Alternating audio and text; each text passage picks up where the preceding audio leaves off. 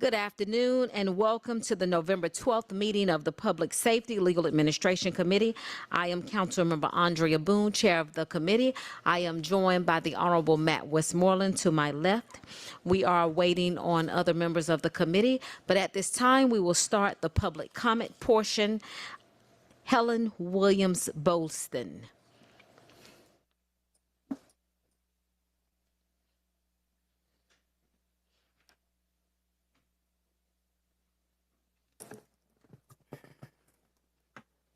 Good evening. My name is Helen Williams Bolston. I am a longtime resident of the Vine City community. I would like to speak to you in reference of the blackness in Vine City community, and it is at an all-time high. The properties that I'm speaking of right now is in reference of James Arpad, A-R-P-A-D. I might have the number wrong, but I believe it's 263 Sunset Avenue, and this home is located 6 houses away from the Martin Luther King residence. And I feel that this house has been standing there for almost 30 years and it looks the same.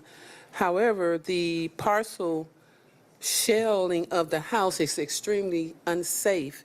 You can see the front of the house as far as the walls standing, but if you happen to go on the back end, there are no walls. The building is caved in. It is completely unsafe.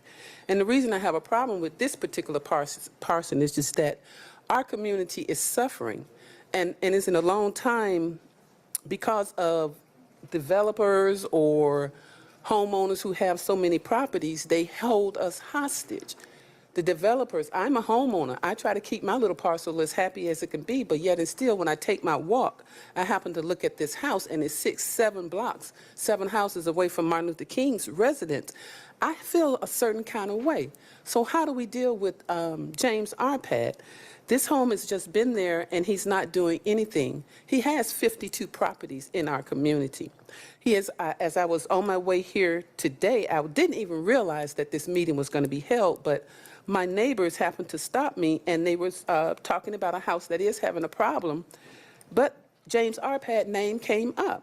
Now, if he owns 52 properties in our community, and as a homeowner, I'm trying to keep mine to the standards on which Mayor Dickinson is now holding us hostage to, who holds him accountable? He's holding our community at large looking a hot mess. So I would like to just say that if you can just take a ride one day in Vine City and maybe even the Bluff, please do, because you'll see what Councilman Amos is hopefully working on, I hope. But I do realize that the city allows me the opportunity that I can write violations on these properties. So if Mr. Arpad is listening and he has 52 properties, so if you're in 52 violations of anything that the city has to say on your properties, Ms. Helen will be writing them up. Thank you. And we do have our solicitor's office here, Mr. Raines Carter, and our assistant solicitor, Ms. Erica Smith, is here. And those addresses are on Sunset Avenue. Yes, ma'am. Sunset and also Elm. And I have written at least 25 violations in my community already, and it's at the public's office. To our solicitor's office, if you all will please make note of these derelict properties. We have community residents here. Thank you very much. Next, J. Wesley Day.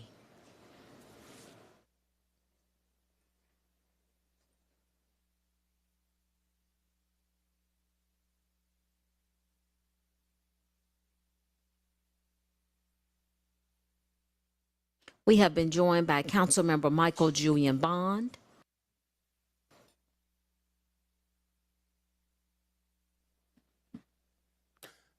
Good afternoon. Once again, my name is J. Wesley Day, and next Wednesday will mark 6 years, Mr. Westmoreland, that I was beaten into a coma on Edgewood Avenue. But the police and the Solicitor General charged me, fast forwarding through some steps, with a felony when I sat there and recorded my assailants. They called me fags, sissies, homos, but I ended up with a felony. I was working on a doctoral degree. Do you know that felony prevented me from getting my doctoral degree? Do you know when Keith Gamage, the Solicitor General, gave me that felony, no one told me? Did I have an attorney? I absolutely did. Gerald Griggs was my attorney. No one told me I had a felony. My employer, Delta Airlines, where I was making more than 6 figures, fired me because it was considered dishonest. See, I reported that I had a pending disorderly conduct, which is known as AFFRAY, A-F-F-R-A-Y. Never heard of it a day in my life. Why, Ms. Boone? I've never had a criminal charge in my life. I get jumped, I get a felony, I lose my job, I go homeless, my son has to leave the University of Wisconsin. Meanwhile, Keith Gamage, the Fulton County Solicitor General, dismissed the case of the main assailant on my cell phone and the nightclub footage, punching me, slapping me, calling me fags and sissy. How does his case get dismissed? No one in these 6 years have been able to make this make sense. No one has had the backbone, to my knowledge, to call Keith Gamage out and say, we appreciate what you have done to our community, for our community in the past, but this one situation does not sit well with me. I want to make an inquiry as far as what has happened. No one has done nothing as a leader. And I come from the hood, y'all. 2 drug houses seized by the FBI. You know how much dope got to be running through a house for the FBI to come seize it? I've had 2 brothers murdered, and I had 1 drowned, and my mother almost lost a 4th. On Thanksgiving 2018, I was nowhere to be found. Why? I was a John Doe at Grady Hospital, and no one gives a damn but Michael Julian Bond. Thank you for the small support you've given me. It means a lot to me. Thank you.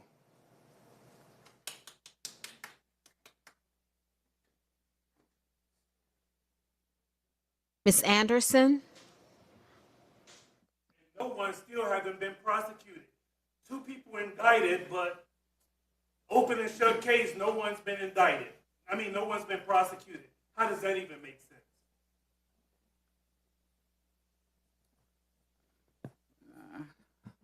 Good afternoon. My name is Valerie Lanz Anderson. It has been 3 months since Melvin Potter murdered my son, Devon Anderson. And up to now, I have not heard one thing about what happened to my son. I had a birthday a couple days ago that I didn't have my son with me. Holidays coming up, and I'm not going to have my son with me. Melvin Potter may have his family with him, but I'm not for the rest of my life. And right now, how upset and frustrated I am, the law is for the lawless right about now. The law is for the lawless. Why? Because if it was my son, he would be in jail. He may not have made it to jail. But Melvin Potter, because he's an officer, he didn't get arrested the same night he murdered my son. He had 2 judges ordered a blood draw for him. That was denied. If that was my son, he would have been in jail. Everything that Melvin Potter has gotten away with, my son would have been in jail. Melvin Potter's life is not worth more than my son. Melvin Potter murdered my son. And I'm angry at this point because right now, like I said, the law is for the lawless. He has been an officer from the 15th. He had a domestic violence charge from the 18th, 2018, up until now, till he murdered my son. Nothing has been done to Melvin Potter. He's home collecting a check, all for the taxpayers. And what am I getting? Grief, pain every day. I wake up missing my son. How could this be? How could this be justice? Because, again, like I said, it cannot be because he's an officer. He's a disgrace to the police force, that he is. I have not heard one good thing about Melvin Potter, not one. So why is the law protecting him still? Why is he not charged? All I'm hearing is the GBI is doing the investigating. Yes, I want the GBI to do an investigation, but he should still be arrested. The GBI could do their diligence, but he should be arrested. Why haven't I heard anything from my son being murdered by Melvin Potter from August 5th? August 5th, Melvin Potter murdered my son, and I have not heard anything from anyone. Why? Is there any update? Is there any? Is there any? I guess that means no. And as his mother, I am going to, just like how the police is doing due diligence, protecting one of their own, I am Devon Anderson's mother, and I am going to do diligence in getting justice for my son. As I've stated many times before, and more times again, I am not going anywhere until I get justice for my son. Anywhere, however long it takes for me to get justice for my son, I'm going to show up and be present. Thank you.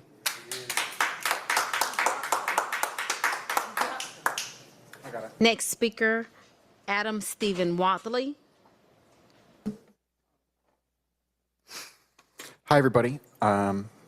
This is always a difficult time of year for me and my extended family. My cousin, Nicholas Evan Wadley, died in 2012 of a complication mixing opioids with alcohol. And this is also, as Ms. Anderson was just saying, a very bittersweet, a very sad birthday and Thanksgiving season for Ms. Anderson, because Devon Anderson is no longer with us.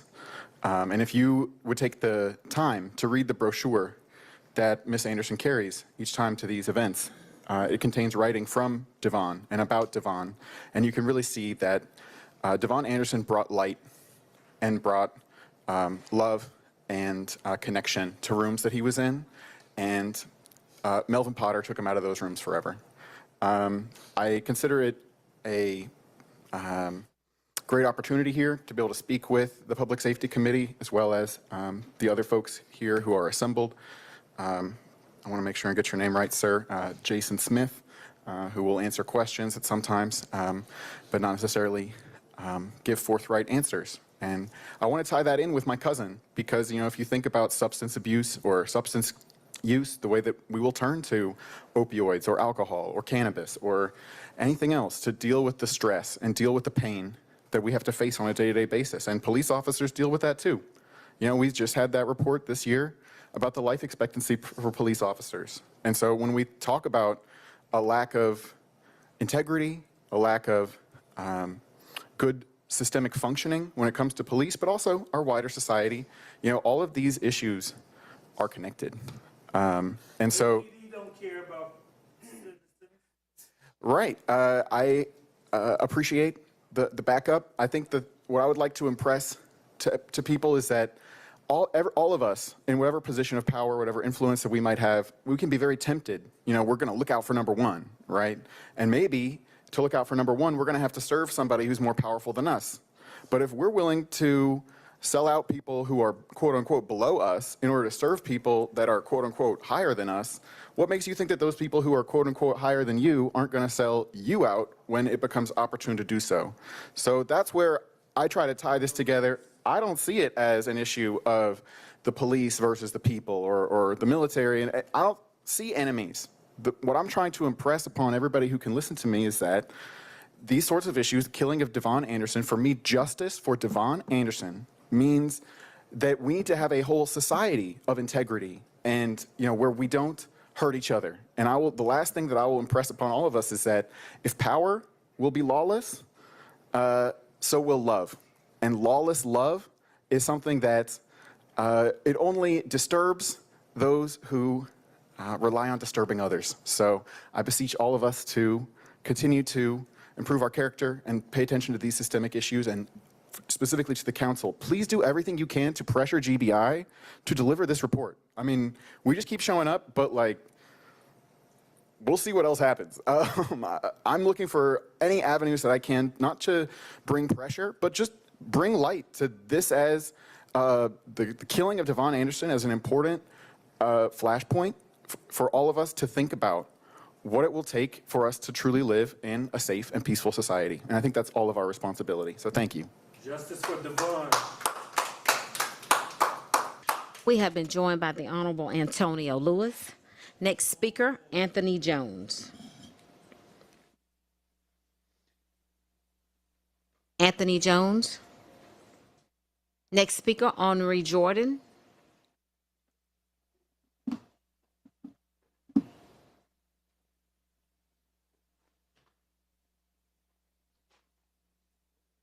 Giving honor to the Spirit of God, everyone that's here. Abide in me, and I in you. As a branch cannot bear fruit of itself, it abide in the vine. No more can ye, except ye abide in me. St. John 15, chapter 4, verse. Jesus is like the main vine. The disciples compare with branches. Christ, give us the power to obey you and disobey Satan. James Griff asked to obey Jesus. Christ say, I cannot work for the city because you gave the income he created through me to someone else. As the nations which the Lord destroys before your face, so shall ye perish, because ye will not be obedient unto the voice of the Lord your God. Deuteronomy 8, chapter 28, verse. These verses serve as a great arraignment of the chosen people who have become corrupt and backslidden. James Scripture and others let us ask for the power to disobey Satan and obey Jesus. And my speech and my preaching was not with enticing words of man's wisdom, but in demonstration of the Spirit and power, and of power. 1 Corinthians 2nd chapter 4th verse. The Corinthians, though they knew a great deal about the Holy Spirit, for more than most churches in apostolic times, perhaps, they had experienced various manifestations of the Spirit power. Jesus gave the gift to work his way, not the flesh way.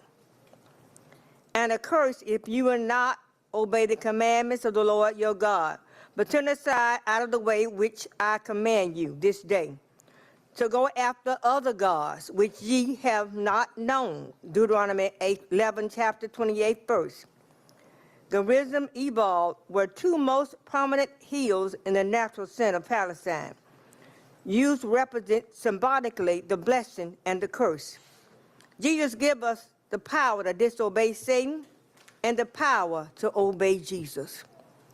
I want to speak it in my life and your life, because we need peace from God. Man don't have true peace. Christ has true peace, and we need that peace. Righteousness exalts a nation, but sinners are approach to any people. And people don't believe in righteousness. They don't believe in justice. We need Christ's word living in us, his righteous word living in us, to fight Satan. As you plot against the works of Satan, through Christ, we can conquer in us, around us, and others, because we need Jesus more than he needs us. It is, amen. Next speaker, Kat Leatherwood.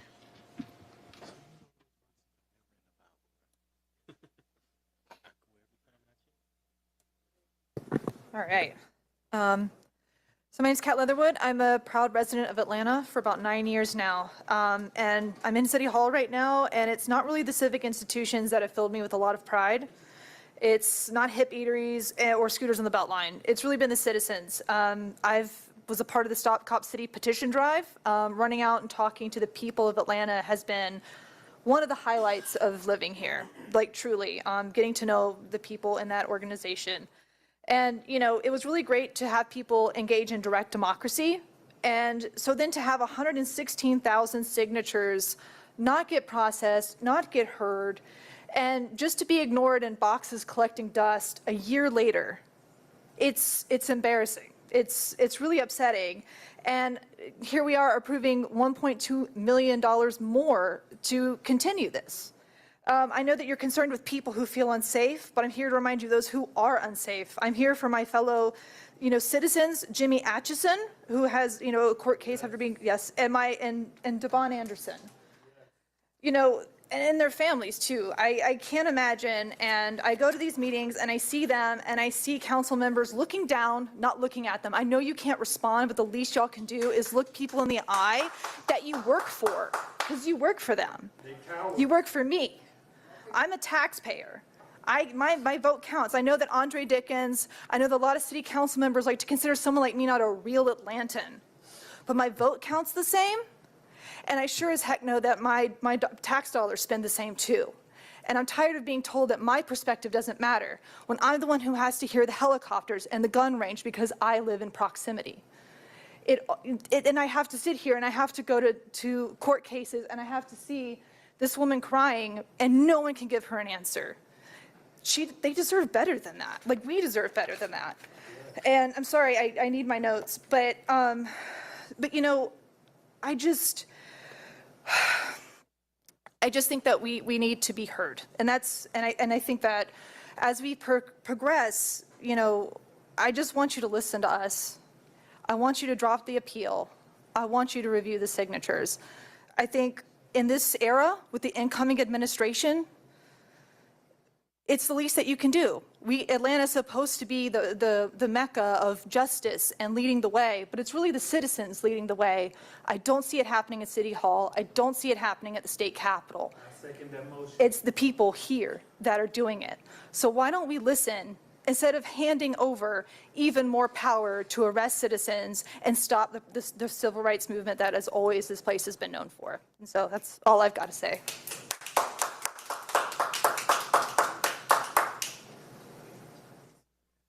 The Honorable Antonio Lewis. After him, next speaker will be Ashley Dent, who can come on up.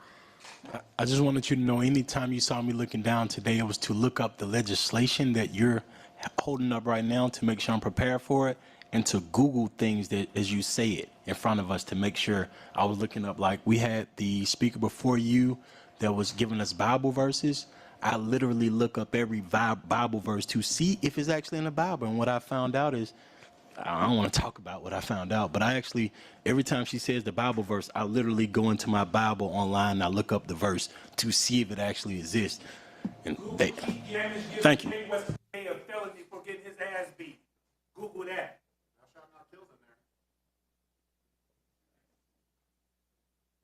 It's Ashley Dent.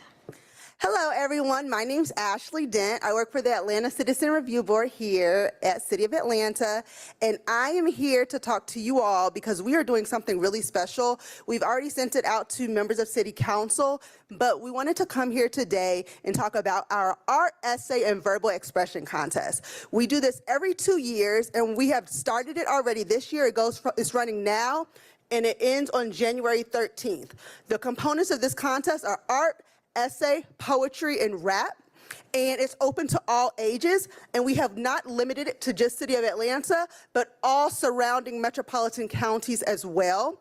And the issue that we're running into is that we have these prizes and we're having this amazing contest, but we can't get entries. And so I wanted to come here to implore the council members as well as the community here to please apply for this contest. One, it's a good opportunity for you to get your voice heard, but also it's an opportunity to win some great prizes. The theme for this year is Your Dream for a Just World. One team, one city, police and citizens working together. And so what does that look like through your lens, through art, essay, poetry, or rap? Good, bad, or indifferent. It's an opportunity for you to be able to express yourself, and we're going to be giving away some great prizes. Like I said, it's art, essay, poetry, and rap. It goes between now and January 13th.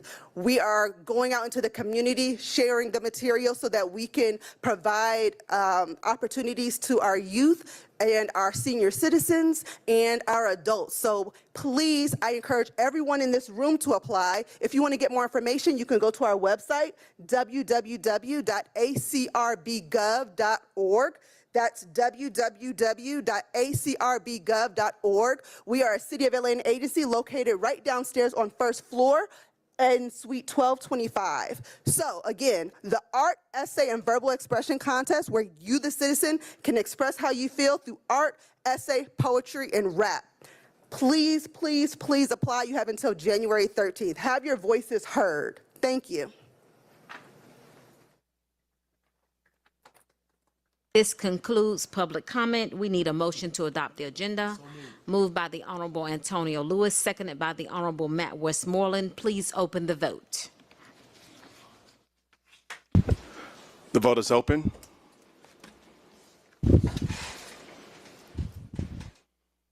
The vote is closed. 4 yeas, 0 nays. The agenda has been adopted.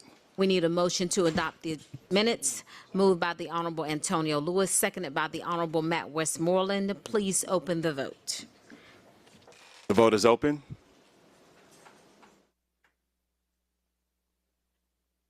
The vote is closed. 4 yeas, 0 nays. The minutes have been approved. Mr. Johnson, we would like to go to our communications portion. We do have an applicant here at this time, Ms. Walker. This takes us to Section G, Communications, item number 1, 24C 5138. A communication from Liana Barr Davenport, President and CEO, Atlanta Business League, submitting the appointment of Ms. Judy Walker to serve on the Atlanta Citizen Review Board. This appointment is for a term of 3 years. Ms. Walker, will you please come forward?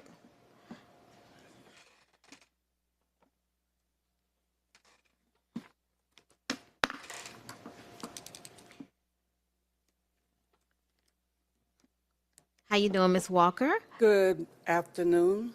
I am Judy Davis Walker. I was told to spell it also.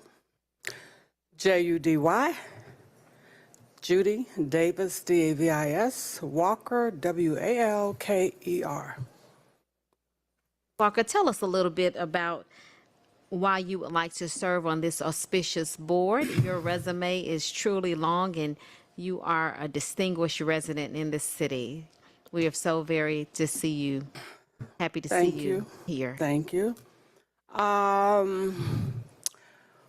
one, I guess first, I've always been an activist on one level or other from junior high school through college. I was the first Black female police officer with Fulton County Police. I started 3 months after Fulton County was formed. And at the time, Fulton County was only formed to get away from the Black administration in Atlanta. So originally, I grew up in New York City, came down here to go to UGA 51 years ago. So working with Fulton County was quite challenging, to say the least, at that time. But one thing I did get to see, well, one, as a police officer, which was something I didn't have any aspiration to do. I went to a police training program in college at UGA. So I had a lot of offers in that training program. But my thing was, I didn't love police officers, nor did I hate them. But I felt that if I worked as a police officer, I would have the opportunity to be positive and have good relationships with the people in the community. So I went in, and it was more important to me to keep people out of jail than put them in jail. Although I never, whenever I had a job to do, if I needed to arrest someone, I did. But if I could not arrest someone, especially some young adults, or talk to people in other ways, that was my objective. I would sometimes get written up saying I should be in public affairs instead of law enforcement, because at the time in the 70s, community policing was unheard of. Today, as a active community resident in the city of Atlanta, I've seen it from both sides.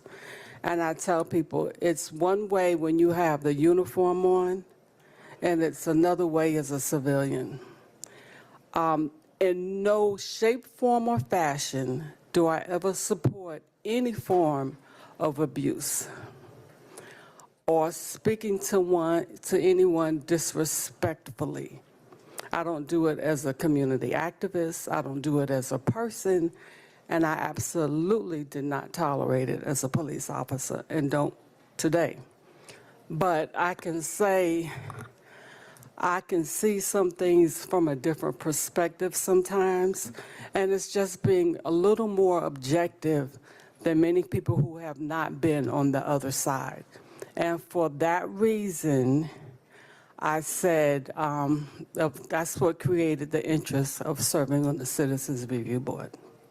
We move approval. Seconded by the Honorable Antonio Lewis. Please open the vote. The vote is open.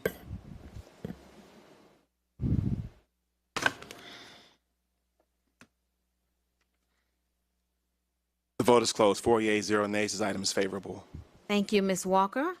Next, we will have a crime update. The Honorable Antonio Lewis. Ms. Walker, Ms. Judy Walker, I want to say congratulations. I want to say anybody in the Southwest Atlanta community, they've seen your work, and I appreciated hearing how you want to serve on the ACRB. Last weekend, we were able to promote this program and have an event with the ACRB in Colonia Square on Cleveland Avenue, some apartments that D.A. Funny Willis say are the worst apartments in the city of Atlanta, but we're able to work with people out there and to see Mr. Lee Reed knock on doors and talk to community members. We see that the community does want order. They want a lot of law and order in different ways, and they want a different relationship with the police on the South Side. So I appreciate you wanting to serve on this board, and congratulations. Congratulations. At this time, we will have a crime update by Deputy Chief Jason Smith.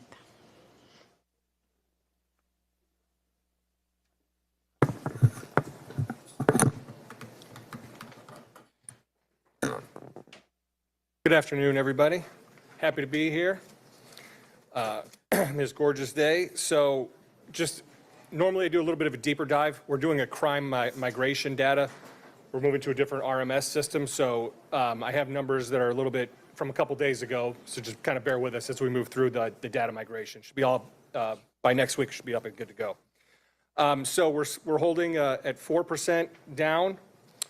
For the year overall, we're holding at minus 15% for homicides, and I would also like to point out in 2021, compared to this year, we were down 29% in homicides.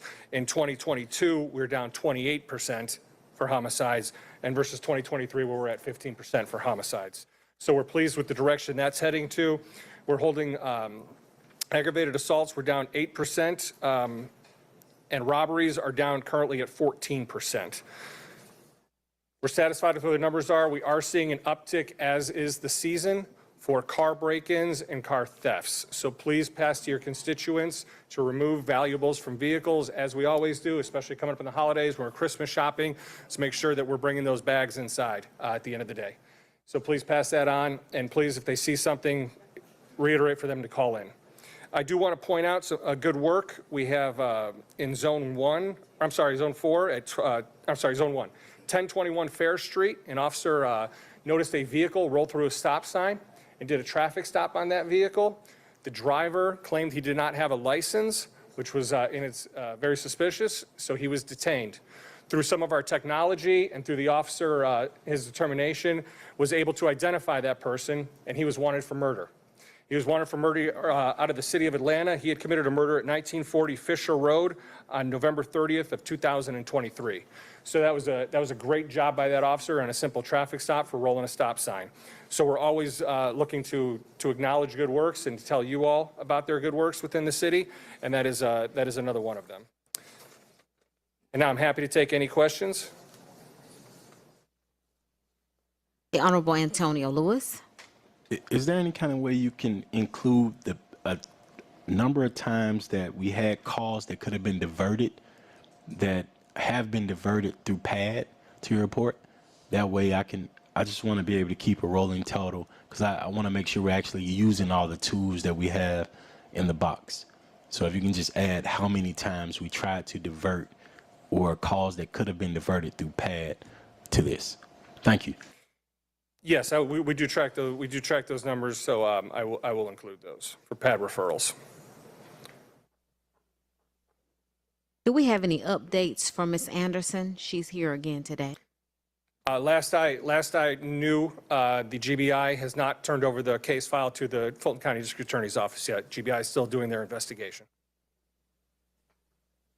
Thank you. Any more questions from the body? The Honorable Michael Julian Bond.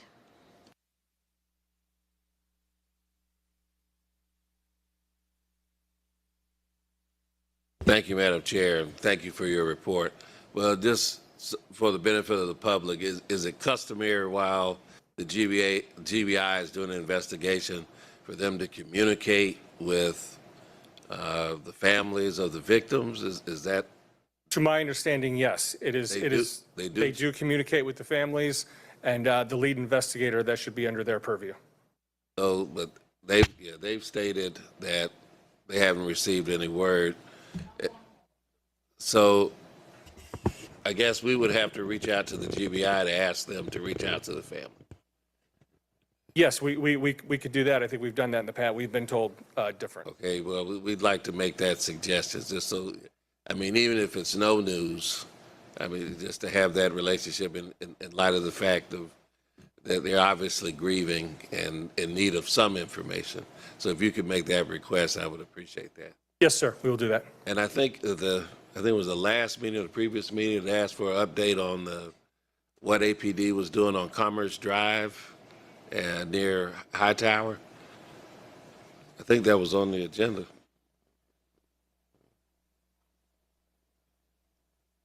Commerce Drive is that a code enforcement issue? Yeah, it's a combination code enforcement issue, and it's complaints about the noise, illegal chop shops, and some animals, probably some loose dogs, and potential criminal activity right there running parallel to, I guess if you're on Hamilton Homes where the Hoggerbrooks property is, on the backside, those properties abut on Commercial Drive. I will certainly look into that and get an answer for you. Okay, thanks. I would like to see if the law department, do you have any information that you can add to this case? Ms. Anderson is here again today. Thank you. Amber A. Robinson, City of Atlanta, Department of Law. Nothing other than to reiterate that because this case originated and occurred in the city of South Fulton, we are not the lead agency or an agency concerning the criminal investigation on this. That would be the city of South Fulton. They would be the ones that would be mostly in contact with the GBI concerning this and will receive their initial updates. Of course, APD has and will continue to, based on the agreement of the deputy chief just now, reach out to GBI, but understanding how these investigations work, they are going to see the city of South Fulton as their primary contact because this occurred within their jurisdiction. Thank you, Nick. The Honorable Antonio Lewis. Sir, I just want to make sure APD is looking into all of the other violations that this officer has had, because for him to still be employed by the city of Atlanta, I'm just thinking about things that we fired folks for in the city of Atlanta. And I'll, as chair of the Utilities Committee, I'll ask the departments that report to the Utilities Committee to look at the cases that we have, the cases that he's been charged with, that Ms. Anderson has brought forth to us, to see if that's a person that we would still continue to employ, with the Department of Sanitation or other departments, because I know at job fairs, the only person that can't get a job with the city of Atlanta is a person without a GED, high school diploma, or a person with an open case. And so the open case would prevent you from even getting on the back of the trash truck if you were going through a hiring fair with the city of Atlanta. And so I want to make sure that with the stuff that he's been accused, charged, and convicted, Ms. Anderson, and convicted of, that those are the things that if you're applying to be an officer with the city of Atlanta, I want to make sure that background-wise, those are the things that we are okay with. So if you can look into that and report back to us. All charges, they're currently, the file is currently open, so he's afforded due process. So until that process plays out and the case is adjudicated, we can't go forward with disciplinary action. That's the case with Ms. Anderson's son. Correct. But I'm talking about the other cases, like the DUIs that he's been accused, that Ms. Anderson says that he's been charged. And so the other cases, if he were to apply for as a position, or if he was a regular officer with the city of Atlanta with the charges that he's been convicted of, would he be able to work for us? And if not, that's reason enough to not have a person, or for HR, it's not my decision. I just want to make sure that If there's been an arrest in the past, then there is an OPS file and the case is adjudicated according to the facts of that case. So those are closed matters that have already been dealt with internally. Okay, thank you. Thank you. Any other questions or concerns? Thank you, Deputy Smith. Next, our quarterly update from the Municipal Court of Atlanta. We have Chief Judge Christopher Ward here.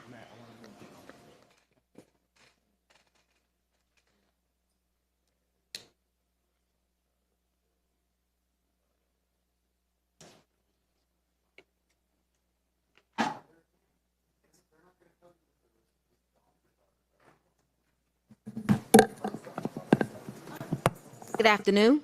All right. Pardon me. Good afternoon, Madam Chair and honorable members of this, honorable council members of this Public Safety Legal Administration Committee meeting. I'm Christopher Ward, and I'm honored to serve as the Chief Judge of the Municipal Court of Atlanta, representing our judicial branch of our municipal government, our 153 employees, and our 10 judges. In this fourth quarterly presentation, I report that the Municipal Court of Atlanta remains the largest court of any type in the Southeast region and ranks as one of the most efficient in the nation. The court is committed to the effective and efficient administration of justice on behalf of our citizens, defendants, victims of crime, our communities, and business interests. In the second half of 2024, the court has addressed issues of security, technology, upkeep and maintenance of the courthouse facility, and assembling a staff of trained professionals. Our employees and the 30,000 citizens that the courthouse hosts each month will be more secure due to a focus on deficiencies in security that pose significant risks to life and safety. After undergoing 6 weeks of pressure washing, the courthouse now is presentable as a city building. As to the cleanliness of the interior of the courthouse, it's remarkable and noticeable. Our computer systems, technical infrastructure, and elevators are now reliable and functional. Construction that has been ongoing for the past 2 years is nearing completion. Through the court's strengthened partnerships with DEEM and AIM, we are grateful for the many improvements and upgrades at the courthouse. Through the court's partnership with the Department of Human Resources, we are designing professional enrichment opportunities and cross-training initiatives for our employees in an effort to enhance services we provide and increase institutional knowledge of court operations. With these improvements and initiatives, the court is making investments in every aspect of judicial agency operations. Our employees have overwhelmingly responded to the changes at the court, and worker morale has improved greatly. The solicitors and public defenders' offices have shared their appreciation with the reestablished communications and collaborations with the court. As well, members of the defense bar have shared their satisfaction as to the state of court operations. In moving the court along the continuum of its distinction of best in class, the court must maintain a professionally trained leadership staff that possesses the required subject matter proficiencies that directly affect the court's ability to address effectively issues in the administration of the court, design and implement court programming, and recognize trends and innovations in court operations. With me today is our interim court administrator, chief clerk, Mr. DeAndre Moore. He comes to the court from the State Court of Fulton County with 10 years of professional court training and experience. He also serves on the executive committee for the Georgia Council of Court Administrators. We are pleased to welcome Mr. Moore and that he's the first professionally trained court administrator in 8 years in the largest court of any type in the Southeast region. Mr. Moore will present the fourth quarter quarterly report.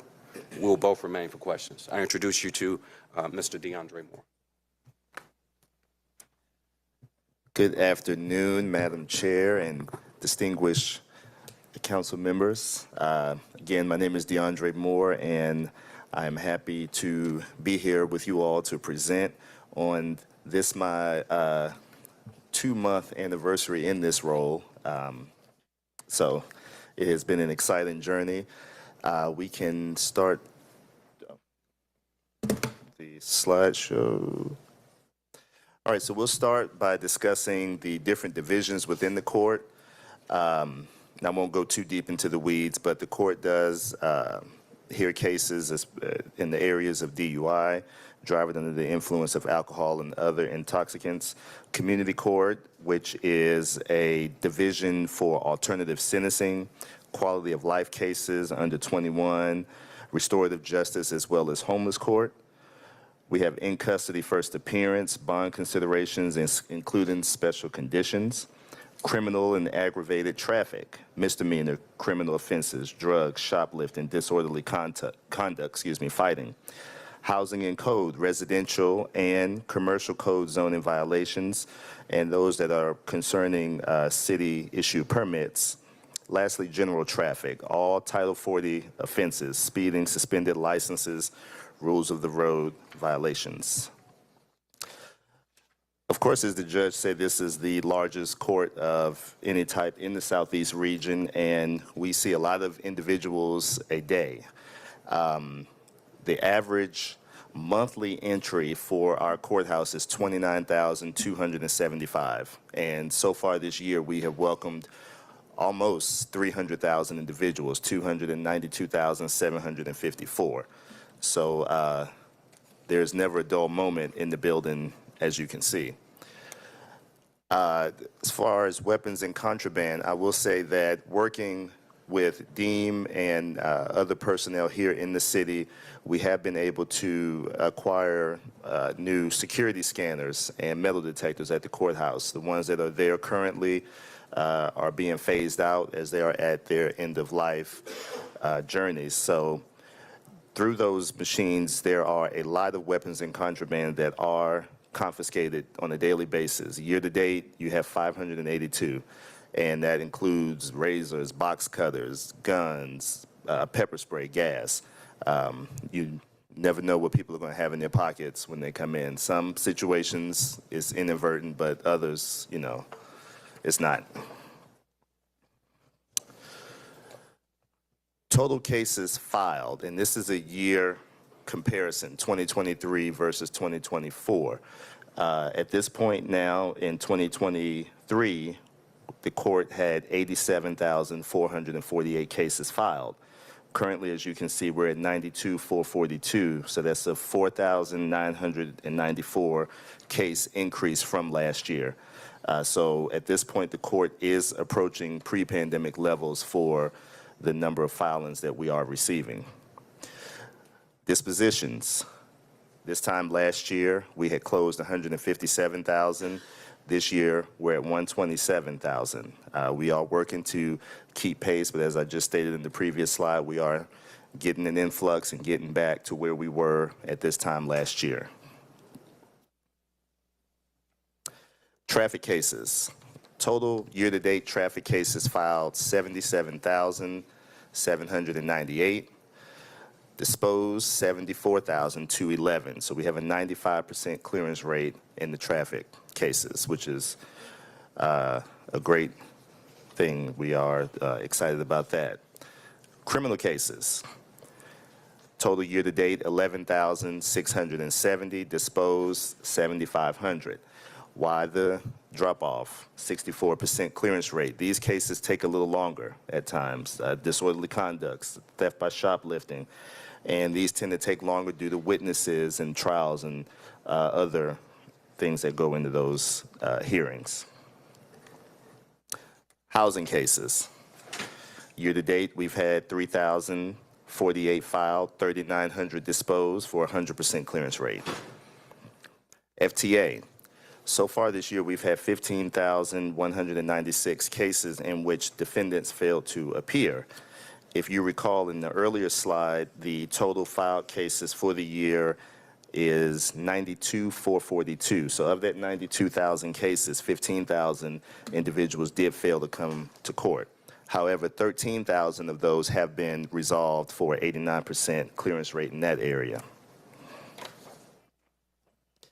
Bindovers. These are cases that are sent to other state courts, most often to Fulton County State Court, which, as the Chief Judge said, is where I was for 10 years. We have been seeing an increased number. So far this year, there are 7,729 cases that have been bound over to state court. Lastly, FTA warrants. Warrants are entered on GCIC via the Information Exchange Agreement per the rules established by GCIC. And currently, we are allowed to place 300 warrants on GCIC. The number was previously 320, but it was reduced. And so there is a dire need for additional resources, and we have been in conversations to beef up our warrants division. There have been 13,828 warrants signed this year, and several thousand have not been placed on the GCIC, which is something that we absolutely have to do to remain in compliance with GCIC. So there are conversations that we are having and will continue to have in order to get our staffing up and to remain in compliance. And with that, I will take any questions that you may have for either myself or Chief Judge Ward. The Honorable Antonio Lewis. And I'll be asking the Solicitor's Office the same type of questions. We've been getting an uptick of calls in my district about the speed traffic devices with the school zone. And I saw a report that the Fox 5 did in which they ran a open record request to find out that the speed detection devices in my district, in particular in your area, were actually giving out tickets and not the light flashing. And so they did a open record request from, say, September. I don't want to be wrong about the date, but it wasn't far enough back, I don't think. So I want to know if there's any kind of way you can look into this, and if you could issue refunds or if you can delete tickets. The reason why I asked that is because I also have an area where people are being affected when they go and get their tag renewed. And it's a horrible thing when folks can't afford these $100 tickets that they're getting, and it's a somebody's fault and it's not theirs, and now they can't get their tag renewed. So I want to know if there's any kind of way that we can fix that. So I'll say this, you're going to get me in a little bit of trouble because I did just have a meeting about this today. I hadn't briefed the Chief Judge on this, so this is going to be his first time hearing about it. But I did see that news report that you speak of, and I did reach out to the company, which is called Vera Mobility, who handle the school bus cameras, school zone cameras, excuse me.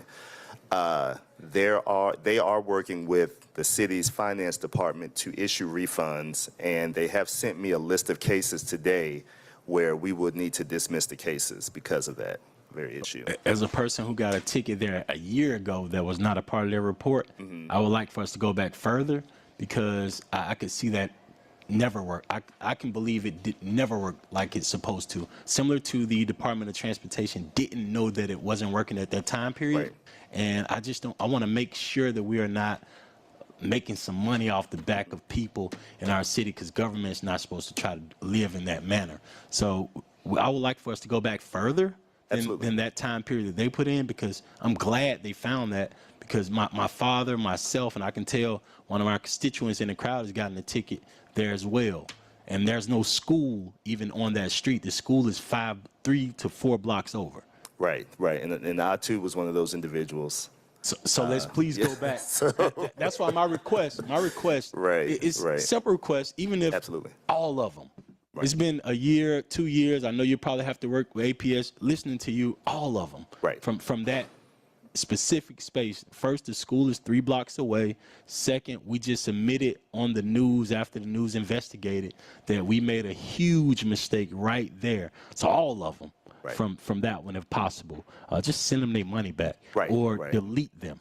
Right, right. Thank you. And we're actively working on that. Like I said, it's ironic that you bring that up because we just had a meeting about it this afternoon. So we're on the same page.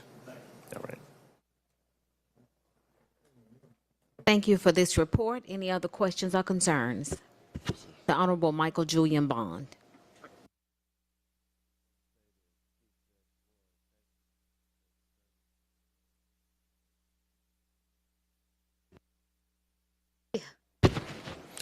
I just want to say thank you to the Chief Judge to returning to your role as the Chief Judge of the Municipal Court, and we have seen tremendous progress in that short time. And you've done a lot to restore the confidence of the staff over there, and we want you to know that we appreciate your efforts. Councilmember Bond, I greatly appreciate your kind words. Service is a labor of love for most of us. And helping others and helping move along our great city is what I wake up for every day. I really greatly appreciate it. And please don't hesitate to call upon us if we could be of any assistance. It's a new day at the court. And our citizens deserve nothing but excellence, and that's what we'll be providing them. Thank you. Welcome. Honorable Antonio Lewis. And I'm always taking the cue from Councilmember Bum, but I just want to say thank you so much for the work you've been doing, Judge Ward, Judge Portis, and to see Judge Graves and the work he's doing with our young people with the programs that he's working with over there are amazing impacts where you're not just locking your way up out of the situations that we're facing. So thank you for being intentional in how you're administering justice in the city of Atlanta. Thank you. On behalf of the court, thank you all. Thank you very much. Our next report is the Office of the Solicitor, Rains Carter's office.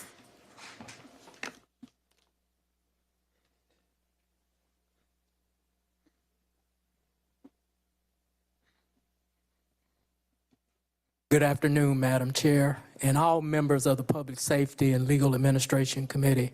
I'm Rains Carter, City Solicitor, and as always, I'm very pleased for this opportunity to present our quarterly report before the Public Safety and Legal Administration Committee. Our agenda for today is very straightforward. We're going to go over some courtroom metrics for you with our high-intensity traffic court. We've added another slide to address some of the questions that we've had in the past. We also are going to go over our top 25 charges, which we get directly from our Department of Corrections, and I just want to commend them for the wonderful job that they do in terms of providing statistics for us. We'll talk about our code enforcement cases.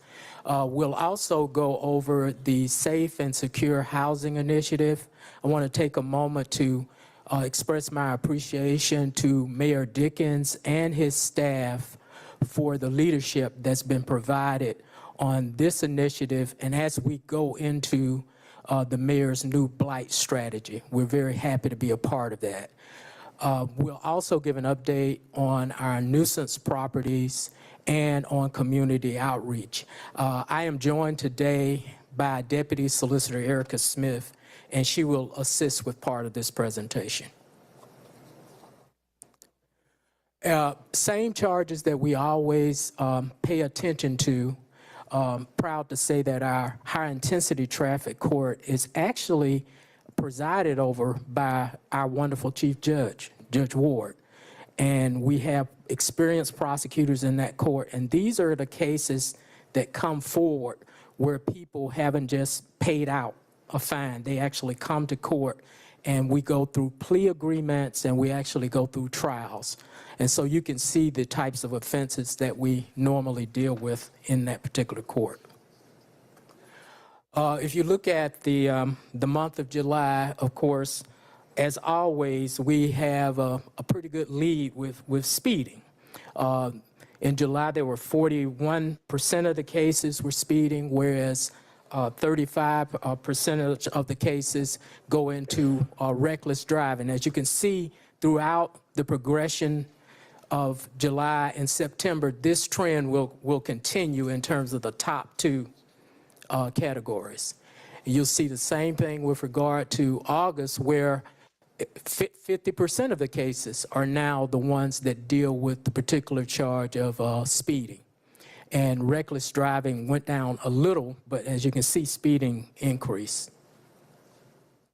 You see the same thing, of course, with the last month of the quarter, and that is with September, and it hit just at 50% again with regard to that. The courtroom metrics for the top 25 charges, as you can see, the number one by far is always driving with a suspended license. And you can see the other 24 as they follow, all the way down to following too closely. And the information that we've received from the Department of Corrections, of course, as you can see, by far actually deal with driving with suspended license. And that trend continues through July and through August.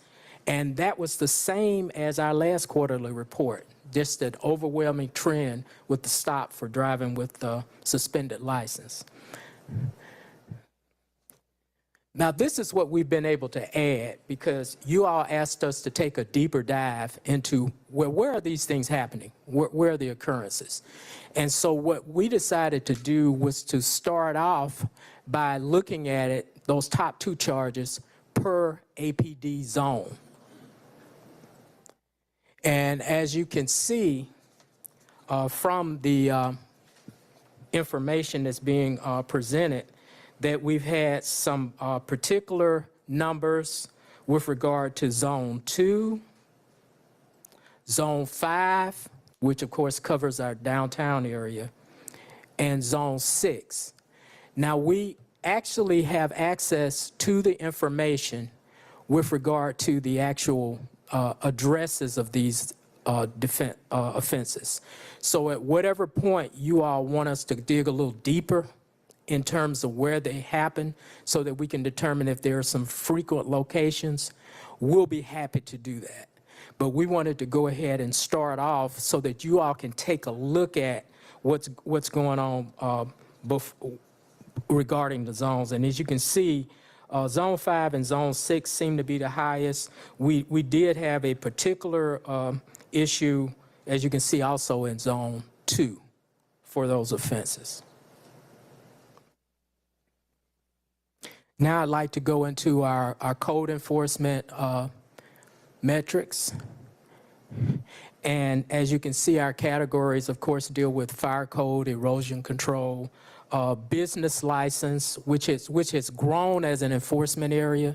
We have had an opportunity to have meetings with Mr. Davis' office, and we are actually looking at ways to make sure that we're more efficient with the prosecution of these cases and the revenue that is involved from the successful prosecution of these business license cases.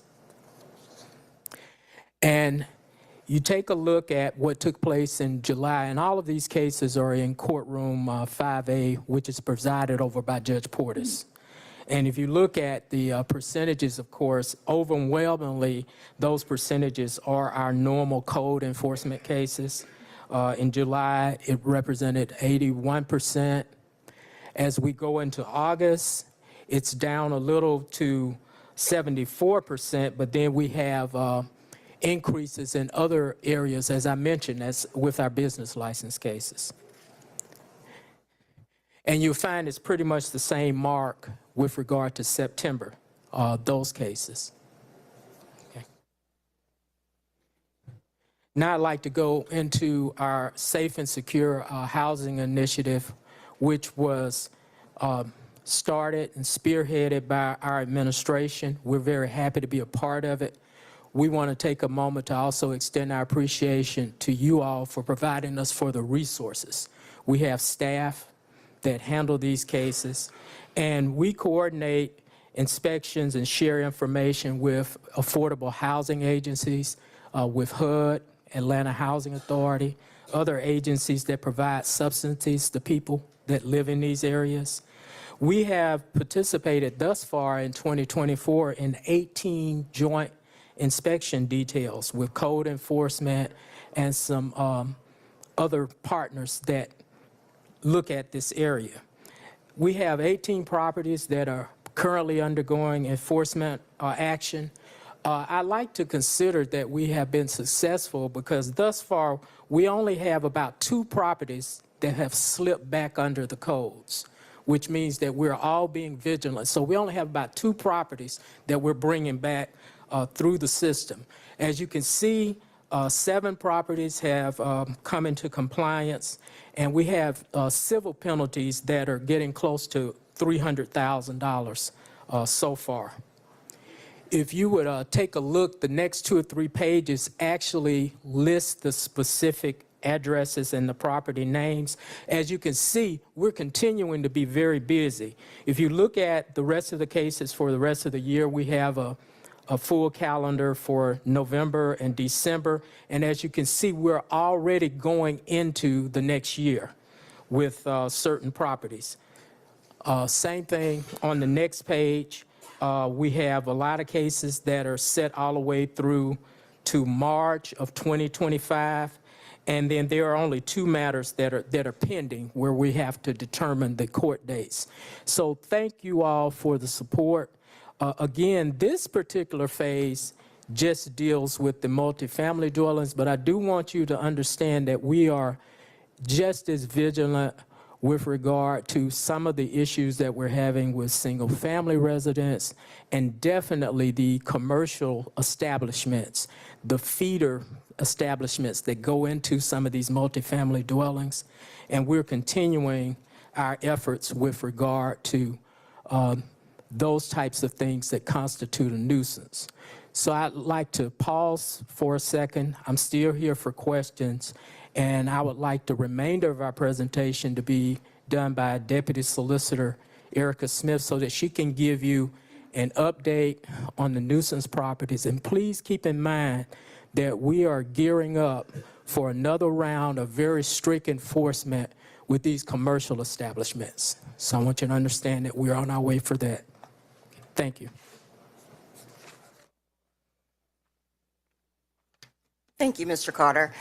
I'm Deputy Solicitor Erica D. Smith, and I'm going to move along with our presentation and talk about our nuisance properties and give you an update on our nuisance properties. Over the last few months, we've been very successful in Superior Court with bringing commercial establishments and closing a few. However, we have kind of switched to residential properties. There are many properties throughout the city of Atlanta that people know as party houses. These particular properties do not have a business license. They're not zoned for that. They're zoned residentially. They are not zoned for any type of commercial activity. Recently, I had a case in Superior Court where I brought a residence that was operating as a party house. This particular house was cited for zoning violations in Municipal Court. However, the owner would not stop having parties. In the City of Atlanta Municipal Court, our judges do not have the authority to enjoin or issue any type of injunctive relief. So we had to file in Superior Court to ask the Superior Court judge to enjoin this particular owner-operator from the type of activity that he was having at his home. So we actually filed that petition for the party house back in September, and the case was heard on October 17th, where we were successfully granted a 60-day stay until we can have a permanent injunction to permanently enjoin this particular owner for having activity at his home. However, we still had our municipal court cases for the zoning violation and for the party house under our city code, and we were able to successfully bring those to a hearing on November 5th. Because we had so much against this particular property owner, he went ahead and pled guilty to the violations that we had in municipal court. And also our judge placed him, Judge Portis, who presides over our housing court, the judge placed him on probation for additional 18 months, so we know that there will be no further activity. If there is further activity at this particular residential home, he will face jail time. So again, when we bring cases to Superior Court, I'm very thankful to our city attorney's office too for giving us the authority to bring these types of cases for the party house. But we have so much when we go to Superior Court. Revenue is there to tell the judge there's no license in place. This particular individual was selling alcohol. There's no alcohol license in place. The streets were congested. This particular neighborhood in Riverside, these people were tormented on a weekly basis. If you could imagine a club in your neighborhood, that's what it amounted to. But we were successful in getting that particular property, getting that injunction filed, and being successful with that. Community outreach. This is where I want to thank you all, Councilmember Bond, Ms. Boone, for you giving us the opportunity to volunteer at the many events that you all have. The Solicitor's Office actually participated in the Senior Citizens Public Safety event that was held back in October. And Councilmember Bond, you were a part of that, and you gave us the opportunity to volunteer and be a part of your project, and we want to thank you for that. Also, we had a town hall for our young professional leaders with Councilmember Boone, and we want to thank you for letting us participate in that as well. That was a very successful event for our youth. The Mayor's Reentry Resource Fair. We did this in conjunction with our office as well with Fulton County, Keith Gamage's office. The mayor actually put forth this event to have people's records restricted. And that happened on September 28th. We also had a detail along the Joseph Boone corridor with Councilmember Amos to go to various businesses as well as residences to do a thorough detail with code enforcement, with the fire department, and other city departments. The Georgia World Congress Center Authority Police have now started enforcing our city codes. So they have the authority now to enforce our codes on their property. So Deputy Solicitor Andrew Taylor and Senior Solicitor Warren Atkinson did a training with them with over 50 police officers and recruits back in August, October, and for the months of October. We also have been very vigilant on our college campuses. We have visited Clark, Georgia Tech, Georgia State, and if Morris Brown asks us to come, we'll come too to Morris Brown. These are some of our community outreach dates where we had presence throughout this quarter. And of course, we are always there to aid in the food distribution events to help those who have food insecurities. And again, we're working together for a safer city. These are some of our sponsors and some of our partners throughout the city of Atlanta and in our college community. I want to take a moment, a personal moment, to thank Mr. Carter. Mr. Carter has been my boss for 19 years as of last week. On November 8th, that was my anniversary of 19 years of working with the Solicitor Office. I could not have a better employer and who has afforded me the opportunities that Mr. Carter has afforded me. Over the past year, I have been able to practice in every court, municipal court, because of our partnerships with Fulton County, in Fulton County State Court, in Superior Court, the Court of Appeals, and Georgia Supreme Court. I have had a presence in all of those courts, and I just want to thank Mr. Carter for believing in me and putting up with me. Thank you, Mr. Carter. And at this time, we'll take any questions. I too would like to thank Mr. Carter for putting up with all of us because he answers on the first ring. And is always accessible, is there showing up at community meetings when needed, when our seniors are calling, when they receive tickets. Mr. Carter interfaces with them personally. So, Mr. Carter, we all want to thank you for being there for the citizens of Atlanta.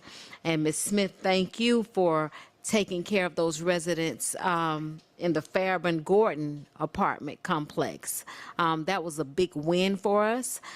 We did receive a call from a couple of residents that are still having a few problems there, and I will let you know about those. A lady called yesterday with no oven. She still has no oven and no heat, so I will get with you all. But you all have responded to the citizens of Atlanta, those that live in the nuisance housing. We are making great strides in that.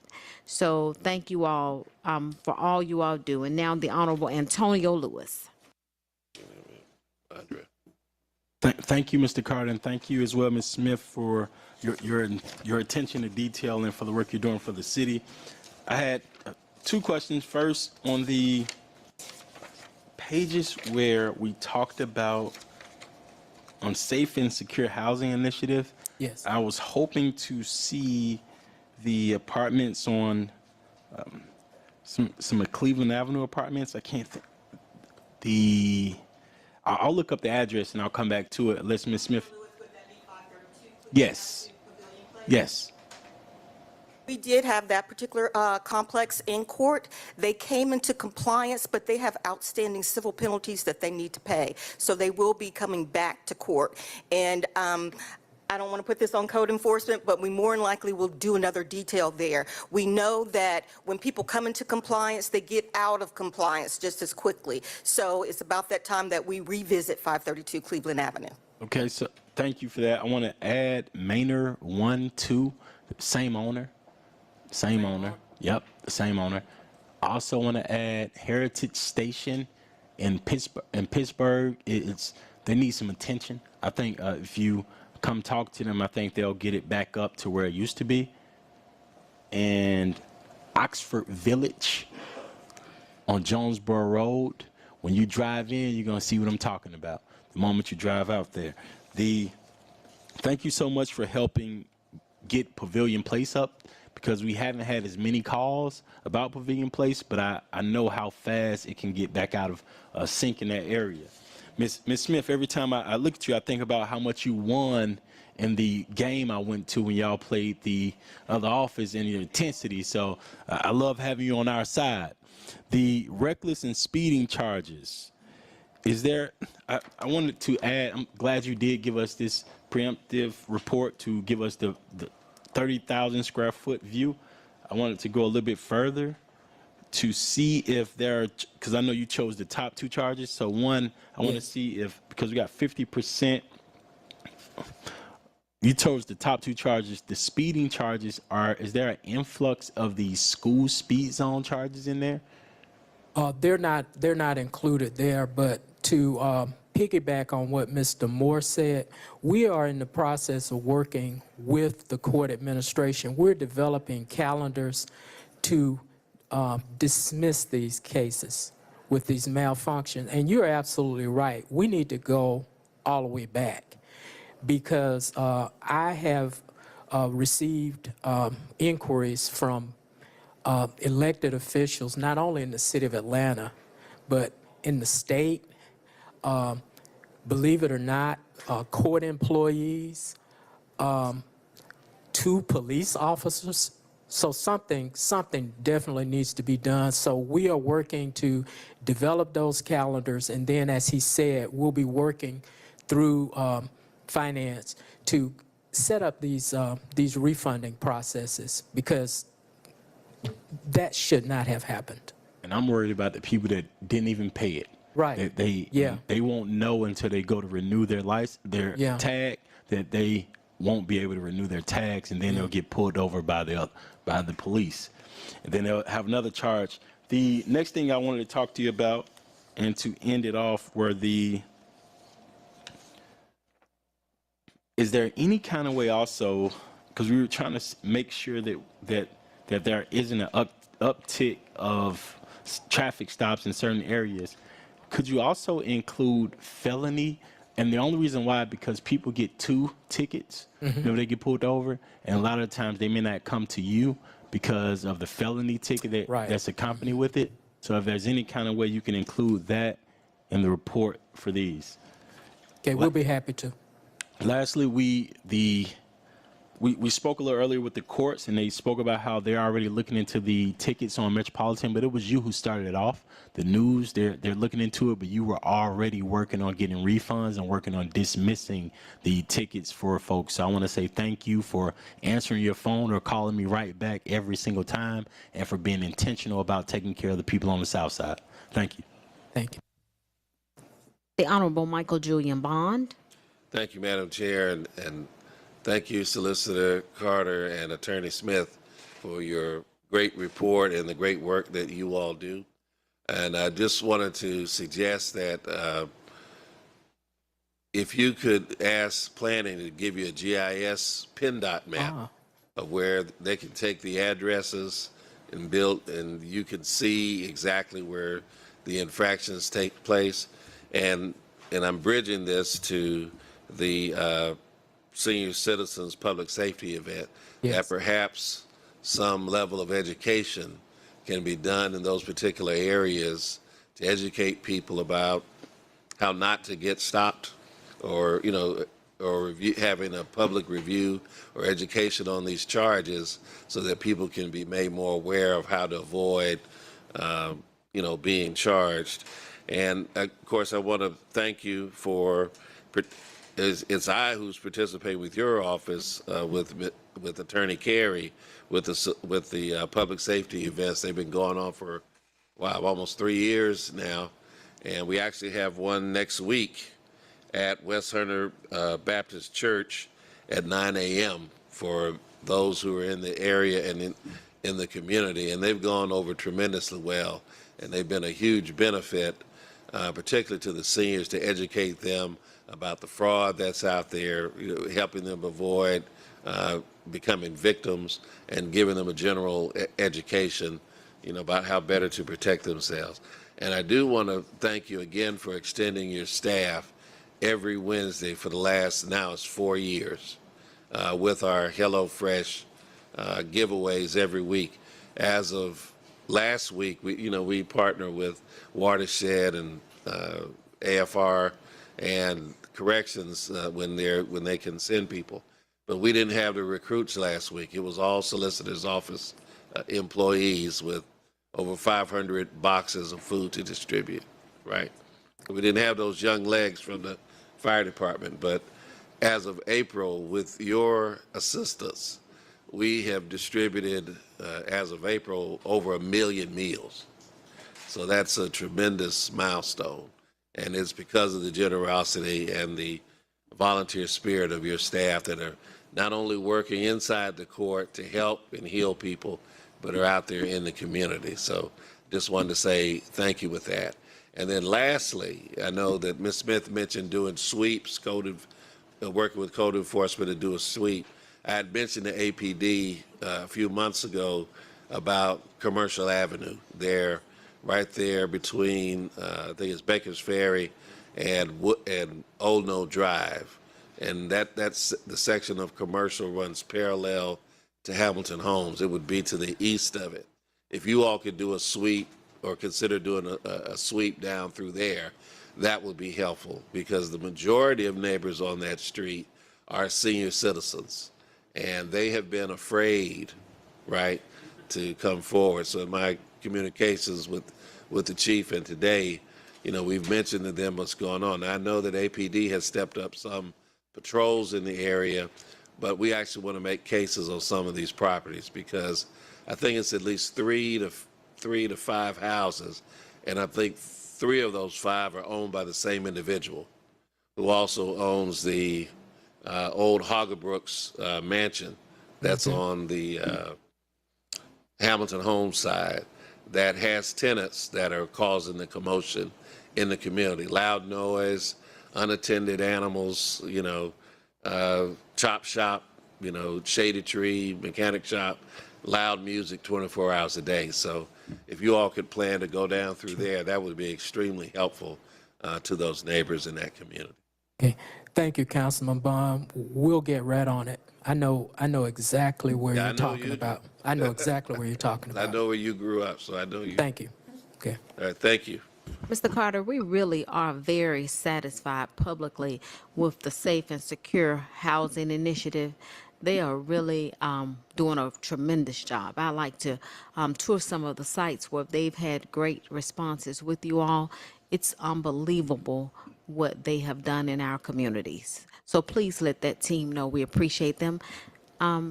Great job, and we're moving on now to a question from the Honorable Antonio Lewis for the APD. Thank you, Mr. Carter and Ms. Smith. Thank you.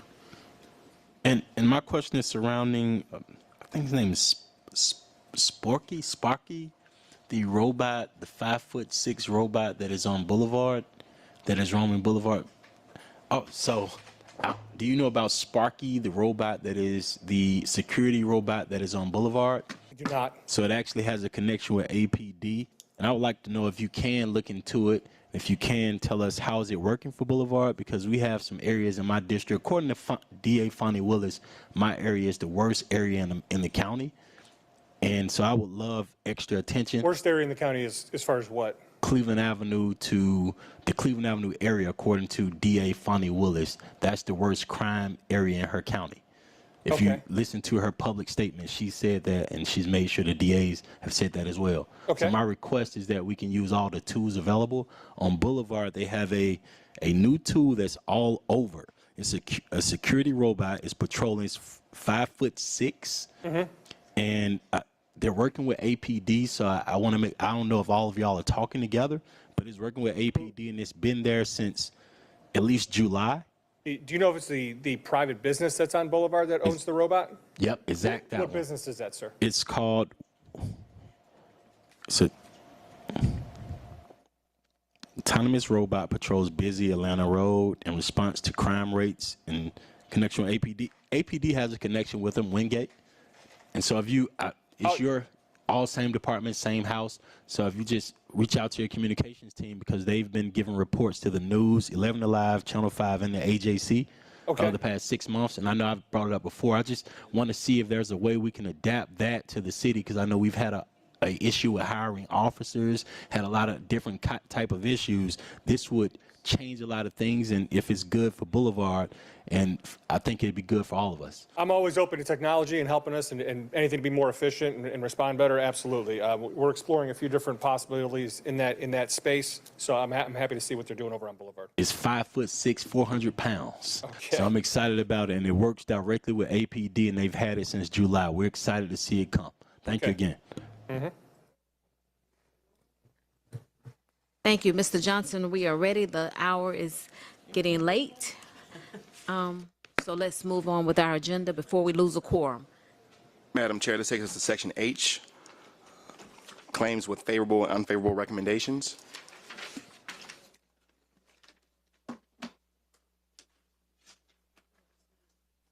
I'll make a motion to approve the favorable claims 1 through 5, moved by the Honorable Matt Westmoreland, seconded by the Honorable Antonio Lewis. Please open the vote. The vote is open. The vote is closed. 4 yeas, 0 nays. The favorable claims have been approved. I'll make a motion to adverse the unfavorable claims 6 through 51, seconded by the Honorable Matt Westmoreland. Please open the vote.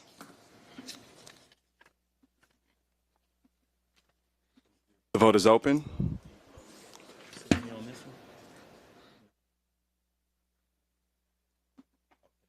Will everyone please vote? The vote is closed. 4 yeas, 0 nays. The unfavorable claims have been adversed. This takes us to Section I, ordinance for first reading.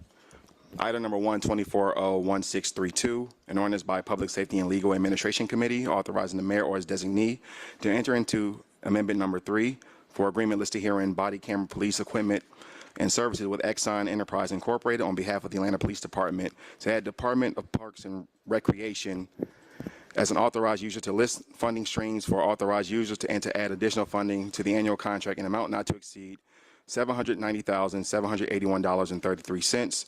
All contractor work will be charged to and paid from the fund, department, organization, and account number listed herein and for other purposes. Item number 2, 2401633, an ordinance by Public Safety and Legal Administration Committee amending the 2025 Intergovernmental Grant Fund budget, Department of Police, by adding to anticipations and appropriations in the amount of $699,539.00 for the Bureau of Justice Assistance FY 2024 Local Law Enforcement Crime Gun Intelligence Center Integration Initiative Grant from the United States Department of Justice to respond to gun crimes and for other purposes. Item number 3, 2401634, an ordinance by Public Safety and Legal Administration Committee amending the 2025 Intergovernmental Grant Fund budget, Department of Police, by adding to anticipations and appropriations in the amount of $47,334.24 for the 2025 Highway Enforcement of Aggressive Traffic Grant from the Governor's Office of Highway Safety and for other purposes.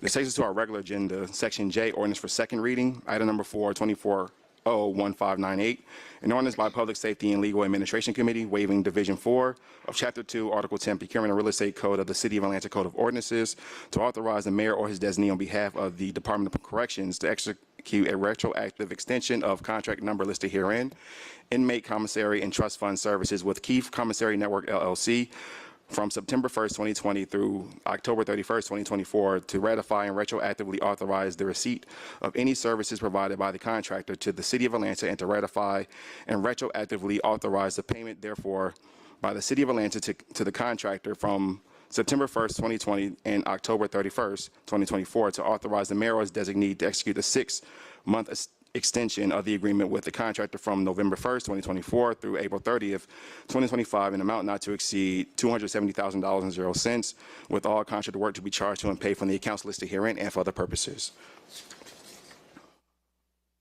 Move approval. Seconded by the Honorable Antonio Lewis. Please open the vote. The vote is open.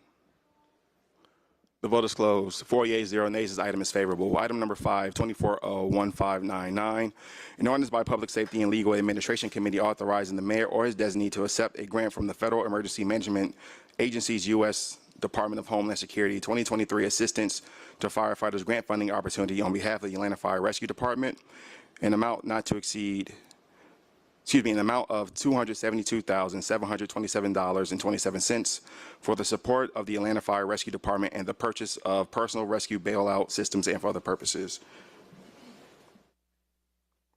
Moved by the Honorable Matt Westmoreland, seconded by the Honorable Antonio Lewis. Please open the vote. The vote is open. The vote is closed. 4 yeas, 0 nays. This item is favorable.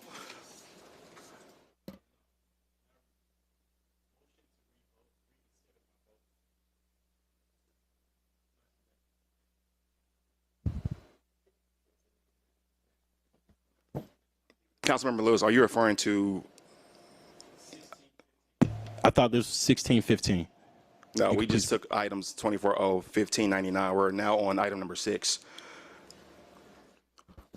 Item number 6, 2401600, an ordinance by Public Safety and Legal Administration Committee authorizing the mayor or his designee on behalf of the City of Atlanta and the Department of Parks and Recreation to retroactively reinstate agreement listed herein, on-call post-certified officers with Cloverhurst Aaron Joint Venture to enter into the first renewal option for 1 year commencing on November 1st, 2024 and ending on October 31st, 2025, in an amount not to exceed $1,500,000.00 to continue providing security needs at various parks and recreation sites, to waive all ordinances and parts of ordinances in conflict herewith, to ratify all actions taken by or on behalf of the city since the date of the expiration of the agreement and for other purposes.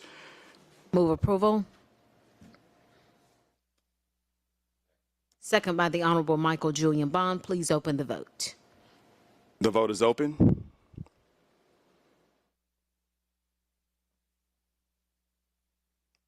The vote is closed. 4 yeas, 0 nays. This item is favorable.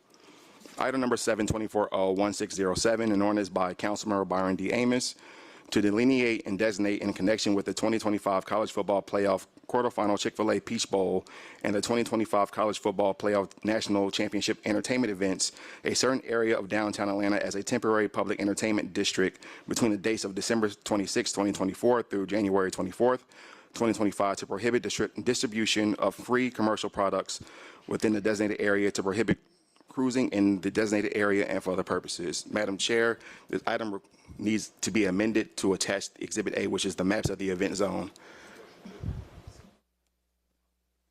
Moved by the Honorable Matt Westmoreland, seconded by the Honorable Andrea Boone. The vote is open.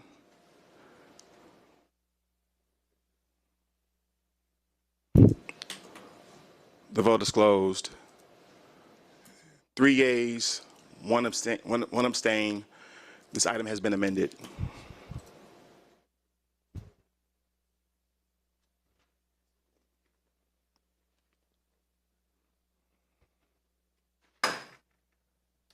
Is the paper is before us now? Yes. Okay, the please papers to sound the caption again. Item number 7, 24-01607, an ordinance by Councilmember Byron D. Amos to delineate and designate in connection with the 2025 College Football Playoff Quarterfinal Chick-fil-A Peach Bowl and the 2025 College Football Playoff National Championship Entertainment events a certain area of downtown Atlanta as a temporary public entertainment district between the dates of December 26, 2024 through January 24th, 2025 to prohibit the distribution of free commercial products within the designated area, to prohibit the cruising in the designated area, and for other purposes. The motion will be to approve as amended.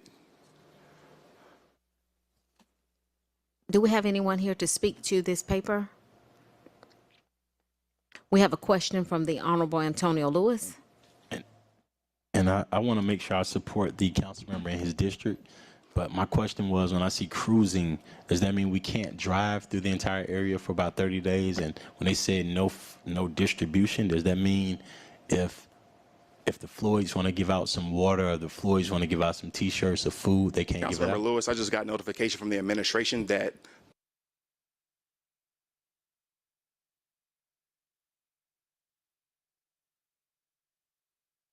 four yeas, 0 nays. This item is held in committee. Item number 8, 24-01615, an ordinance by Councilmember Andrea L. Boone, authorizing the mayor as designee on behalf of the City of Atlanta Police Department to waive the competitive source selection requirements contained in Article 10 of the Procurement Code to allow the Atlanta Police Department to enter into an agreement with Brassfield and Gorey LLC for security provisions at the Public Safety Training Center, all authorizing expenditure to be charged to and paid from the fund, department, organization, and account number listed herein, and for other purposes. Deputy Chief Smith, can you all come on up and talk to us about this legislation, please? Afternoon, members of council. Marshall Freeman, Chief Administrative Officer for the Atlanta Police Department, joined here by Deputy Chief Jason Smith. So this legislation that is before you speaks to security enhancements that are needed at the Public Safety Training Center site. Due to the continued threats of violence, we sit in a space today where there are some changes and modifications that are needed to the physical site itself, as well as some technology enhancements as well. This is one-time funding that will also allow us to scale back the physical presence of officers that are at the actual site, protecting it each and every day, and also put them back into service into the neighborhoods and communities. Additionally, it will protect the valuable asset in which we now possess as the City of Atlanta. And then lastly, I would note that this is also asset forfeiture funds and not coming from any general funds as well. And so we were very smart about how this particular funding source actually came about. This is what is intended to be used for, items like this as well. And so I'll be happy to take any questions as well. Do we have any questions? I do. The Honorable Antonio Lewis. I think my question is surrounding around why do we need to waive the procurement code for this? Sure. It is because the site has a general contractor, that is Brassfield and Gorey, and so we would not be able to add another general contractor to actually do these actual modifications to the site. So that's where I'm a little confused. Not confused, that's where I'm hopeful that by them being our partner, they would understand that we have a procurement process in the city of Atlanta that we always use to make sure that we get the best price, the best bids in this process. So unfortunately, I won't be able to support us waiving the procurement code for that reason. And I move that we deny this request. Understood. Councilmember, I will just say, just again, factually. I'm waiting on a second. Because the motion on the floor, we're not supposed to talk when the motion on the floor. I apologize. Sorry.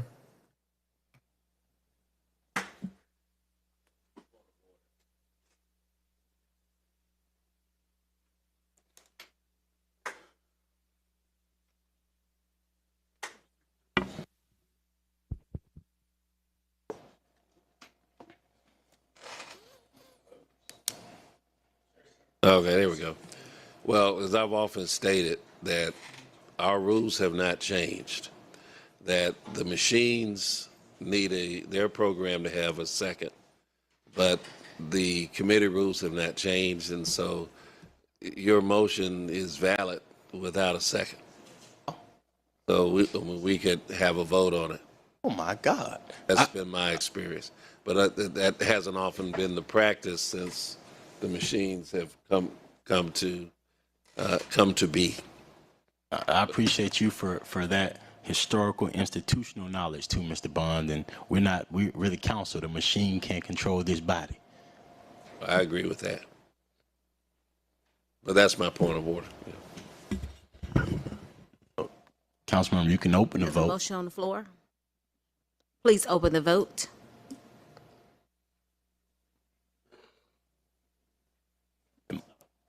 The motion is that we deny. The motion is nay. I move that we do not support this legislation moving forward. Can you help me say the motion in the right way? And I'm okay. Councilmember Lewis, the motion dies for lack of a second. So We haven't changed the rules. We've never changed our ordinance to require second in committee. The program of the machines requires a second, but we've never done that. And during this term, I've made motions and had votes that were, unless there's been some legislation, I mean, that I'm not aware of, but I'm not aware of any time that we've changed our rules within the committee to have a second. I'd like to make a substitute motion to approve. And I'm okay with that. Please open the vote. The vote is open.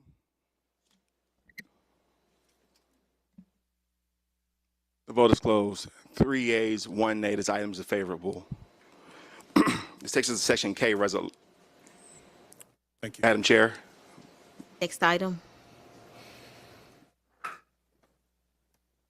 Section K resolutions, item number 9, 24R4447.